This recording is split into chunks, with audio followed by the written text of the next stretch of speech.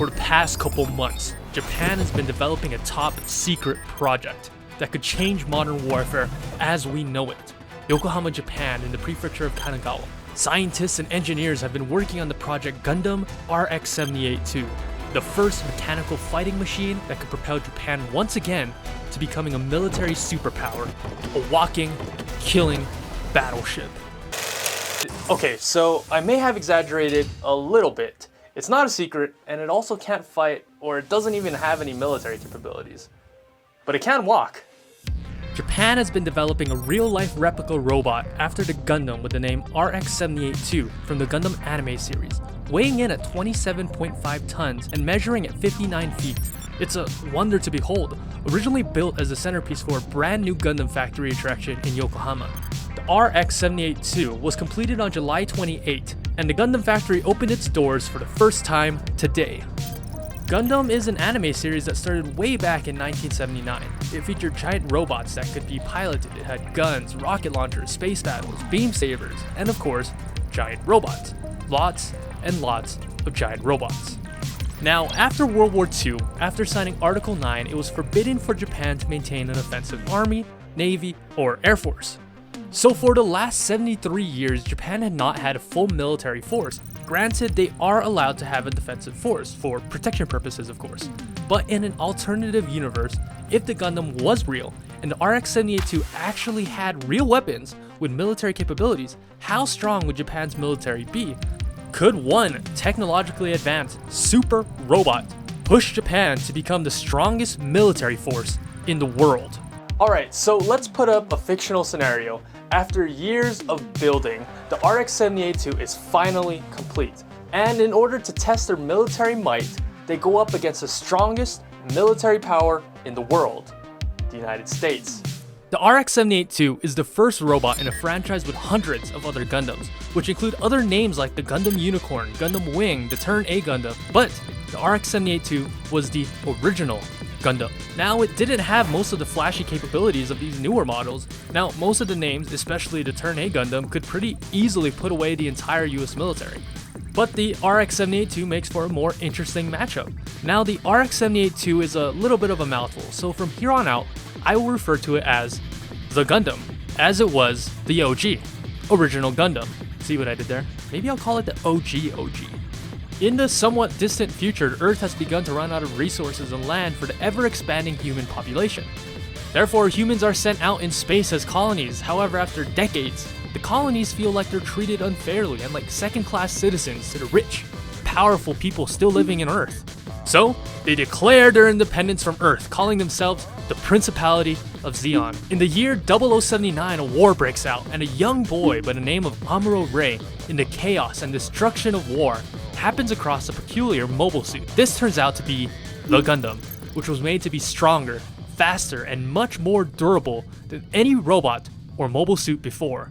So just how strong is the OG?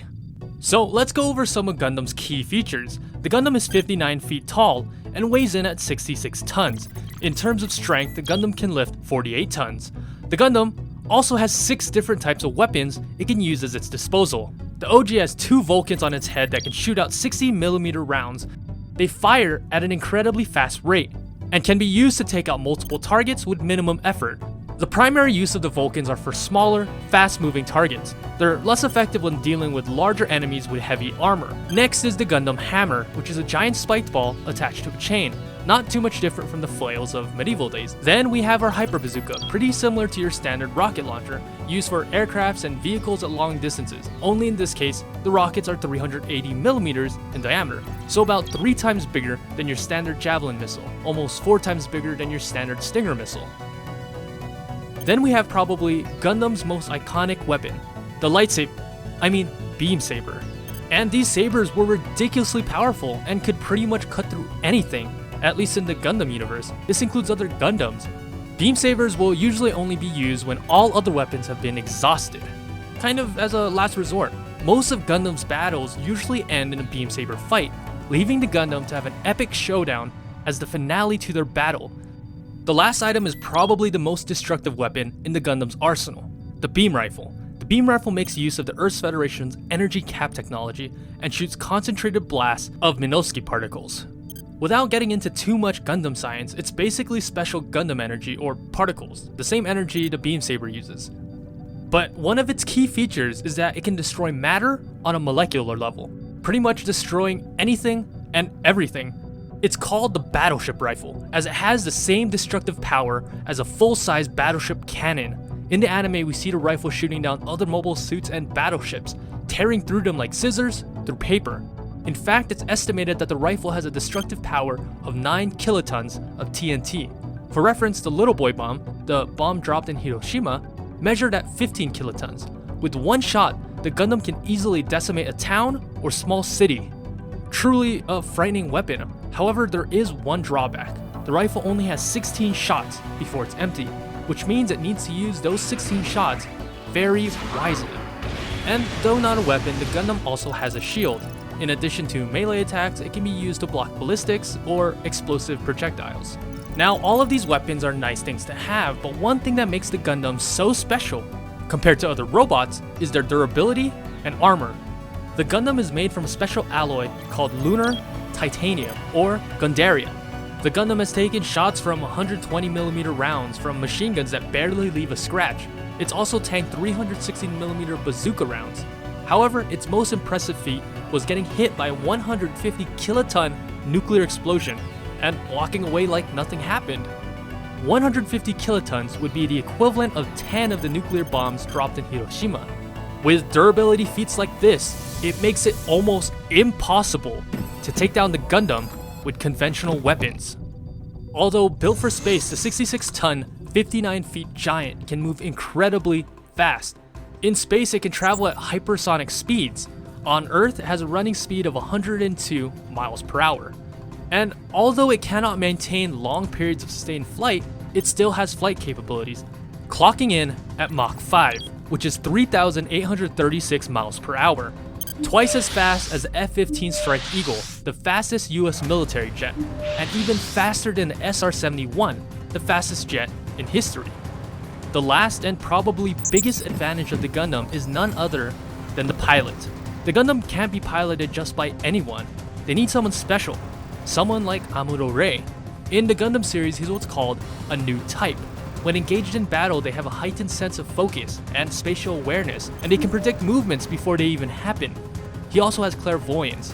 If he concentrates, he can learn information he didn't see or hear if it's within his sight. Think of it like Spider-Man's spidey senses, or having a Sharingan.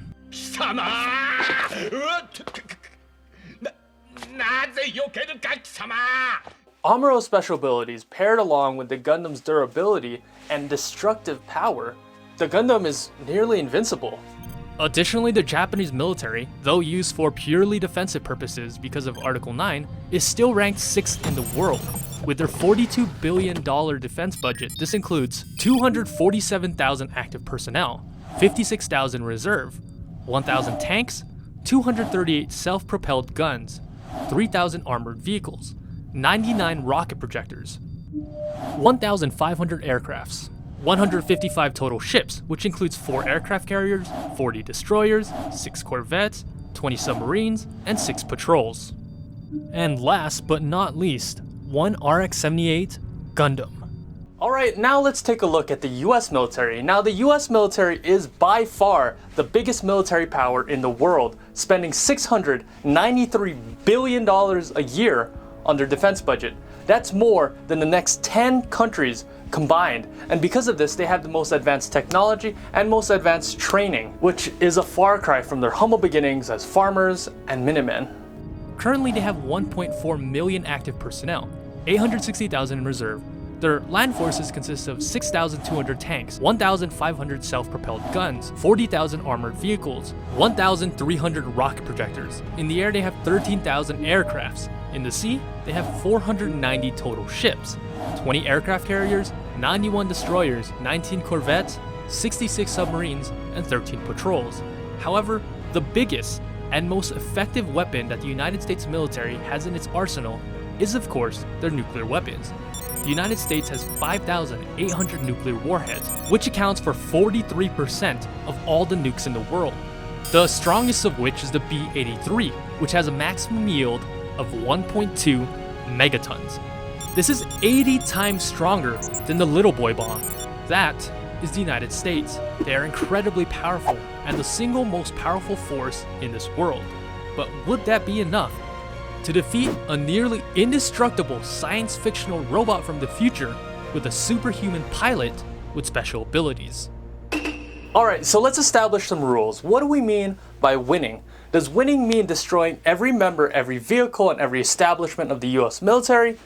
No, that would be impossible. I don't think even the Avengers can do that, just because of the sheer numbers. So, for the intents and purposes of this battle alone, winning is being defined as being beaten badly enough that either President Trump or Prime Minister Suga has to surrender and throw in the towel.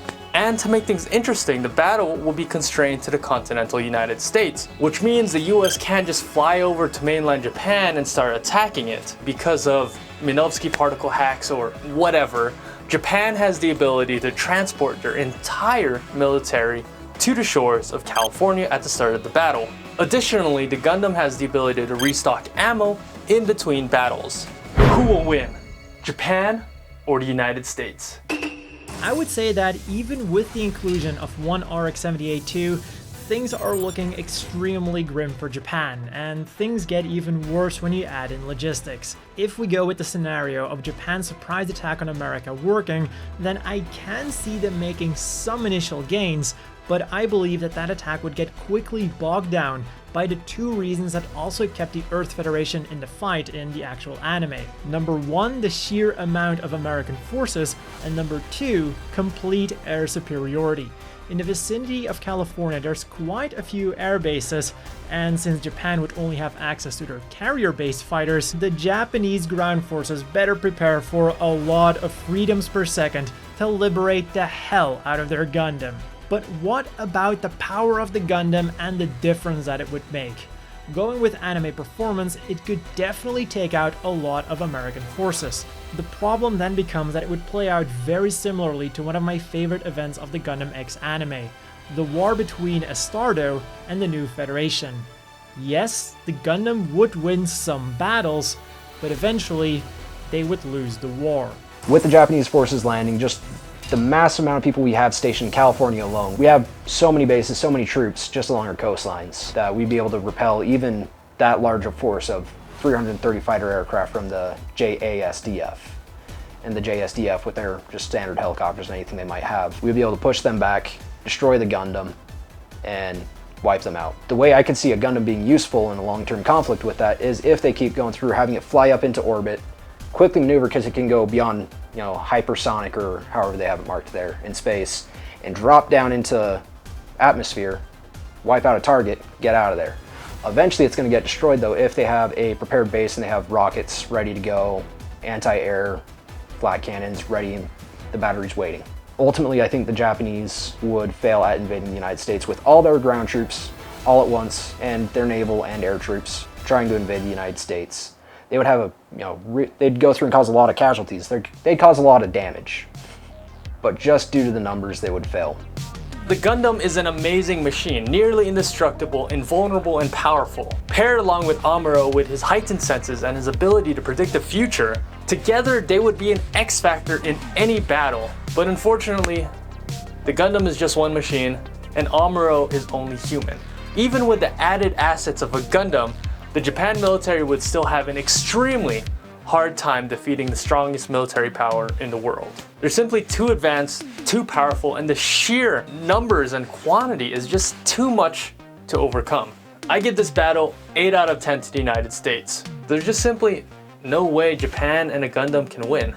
Hey guys, I hope you liked this video. If you did, consider giving it a subscribe.